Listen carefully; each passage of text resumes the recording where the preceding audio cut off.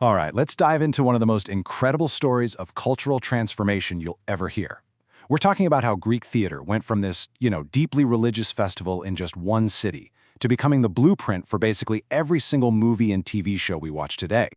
And it all boils down to this one kind of wild question. This is a story about war, about philosophy, and how our entire entertainment industry was really just born from the aftershocks of one man's conquest. And believe me, the answer is way more surprising than you think. So, to really get what happened, you have to look at the timeline. Now, most of us, when we think of ancient Greece, we think of the classical period, right? The time of Socrates, the great tragedies. But the real revolution, the thing that changed everything, starts right here, 336 BCE. The moment Alexander the Great comes to power. This is the moment that literally splits Greek history in two. See, Alexander wasn't just a general. You could almost call him a cultural evangelist. As he conquered this massive empire, stretching all the way from Egypt to India, he actively planted Greek culture everywhere he went. The result? A Hellenized world. Suddenly you've got this huge international marketplace for Greek ideas. And that changed everything for the theater. This just created this massive ripple effect, and it all started with the business of theater itself. All of a sudden, it wasn't just for Athenians anymore. It was for a vast, multicultural world. And a global stage, well, that demanded a whole new set of rules for how you even make and perform a play. I mean, you can't overstate how huge this change was. Theater went from a local religious festival performed by regular citizens doing their civic duty into a full-blown international entertainment industry. It was staffed by paid professionals who toured the world. And to play on this new international circuit, the theaters themselves had to get bigger, a lot bigger. The stage, which used to be pretty intimate, was now raised as high as 13 feet, just so these massive new crowds could see the performers. Yeah, this was not your local community theater anymore. And the consequences of playing in these enormous new venues were immediate. Actors had to be visible from the cheap seats, right? So their costumes became huge. They wore these high headdresses called anankos, these thick-soled boots called kothornai, and masks with ridiculously exaggerated features. They had to be, quite literally, larger than life. And whenever you get professionalism, you get organization. So around 277 BCE, we see the formation of the Artists of Dionysus, which was, for all intents and purposes, the world's first actors' union.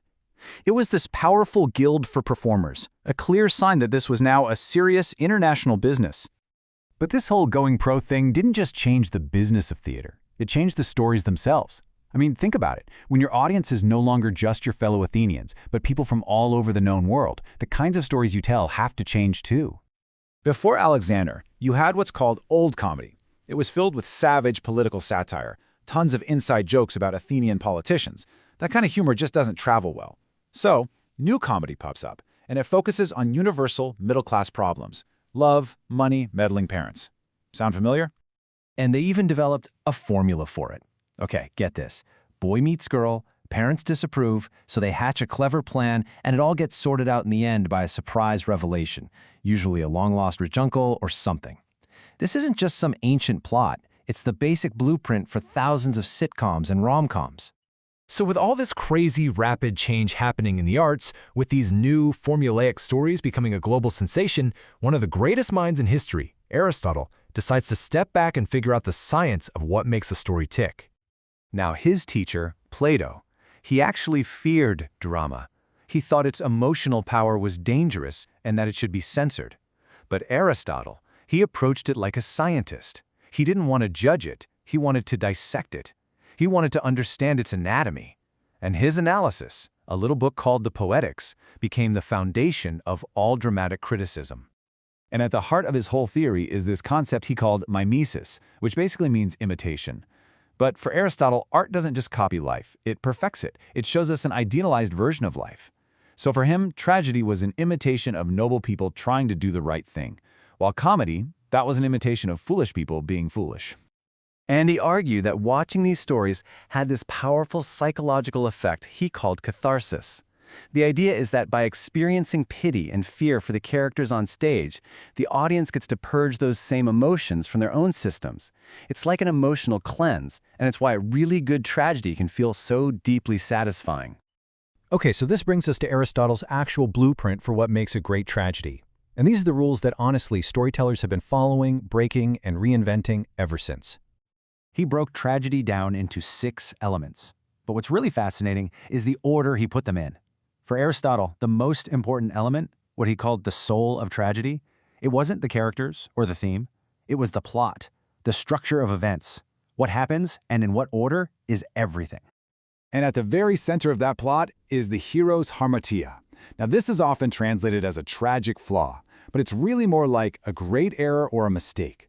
Just think of King Oedipus. His greatness comes from his relentless, obsessive pursuit of the truth. But that exact same quality is what leads to his horrific downfall. So what's the recipe for a tragic hero? Well, according to Aristotle, they have to be noble, so their fall from grace feels significant. They're trapped by fate in a situation with no good way out, but, and this is crucial, they willingly accept responsibility for their actions, and they show this immense capacity for suffering. This isn't just any old protagonist, it's a very specific and very powerful kind of character.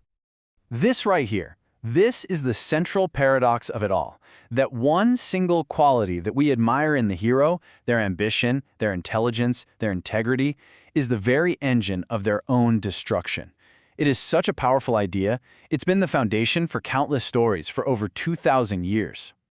And to really crank up the tension, tragic playwrights use a key tool: dramatic irony. This is when we, the audience, know something that the character on stage doesn't.